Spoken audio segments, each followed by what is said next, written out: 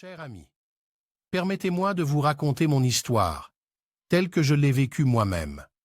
Je suis Thomas Sankara, né le 21 décembre 1949, dans la colonie française de Haute-Volta, qui est aujourd'hui le Burkina Faso.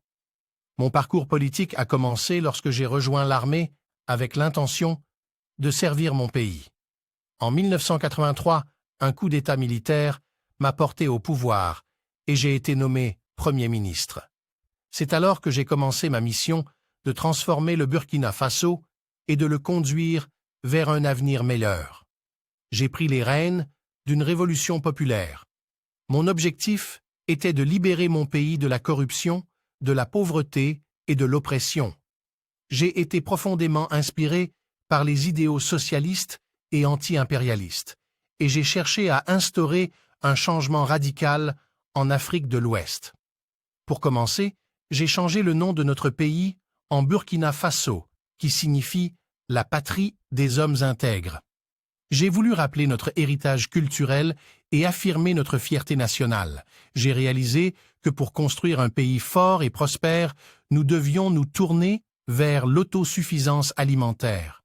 J'ai donc lancé des campagnes d'agriculture intensive et de reforestation. Nous avons encouragé les Burkinabés à cultiver leurs propres terres et à nourrir notre nation.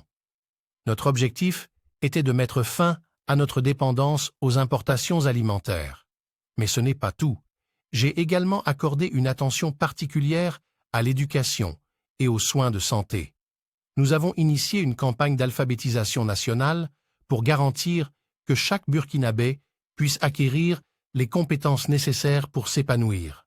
De plus, nous avons mis en place des programmes pour fournir des soins de santé de base à toutes les communautés, en particulier aux régions rurales les plus négligées.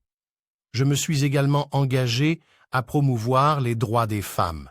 Nous avons pris des mesures pour éliminer les discriminations et les injustices qui pesaient sur elles.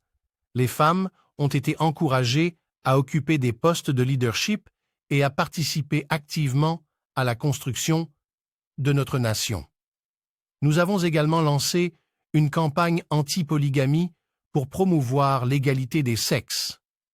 Cependant, mes efforts courageux et audacieux pour transformer notre pays ont fait face à de nombreux défis. Certains m'ont critiqué et ont tenté de saper nos progrès.